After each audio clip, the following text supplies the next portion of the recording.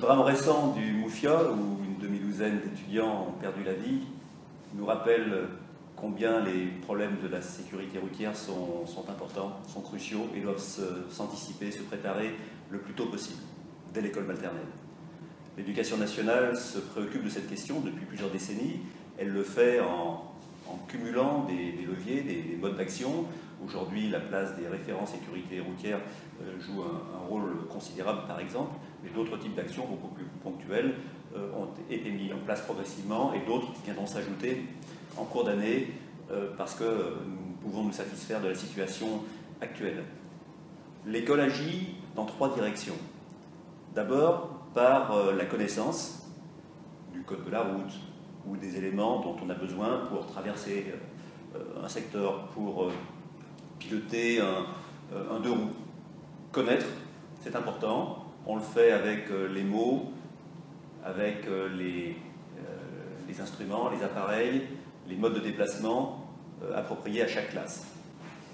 Par ailleurs, l'école agit aussi en apprenant aux élèves à décoder la rue, à prendre de l'information. Quand, en cours préparatoire, une classe se déplace avec son professeur des écoles, on est dans un dispositif éducatif déjà. Les élèves apprennent à lire la rue, apprennent à lire un déplacement de voiture, comprennent ce qu'il convient de faire. L'enseignant est là pour le leur rappeler, pour leur faire apprendre. Et puis, en plus de la connaissance et du décodage, l'école doit aussi transformer les comportements. On l'a vu dans le drame dont je parlais, la vitesse excessive, la prise d'alcool témoignent de ce que certaines postures n'étaient pas acquises, n'étaient pas maîtrisées.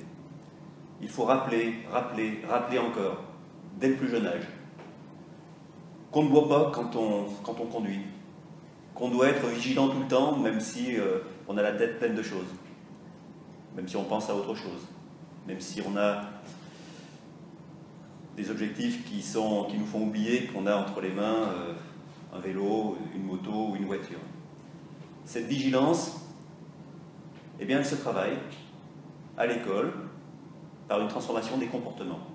C'est le troisième grand enjeu de cette éducation à la sécurité routière. Voilà, alors c'est un vaste chantier qui n'est jamais totalement terminé, mais à La Réunion, les choses ont bougé quand on regarde les résultats sur une décennie, même si l'année, les 12 derniers mois ne sont pas très très bons, mais les choses changent et elles changent dans le bon sens.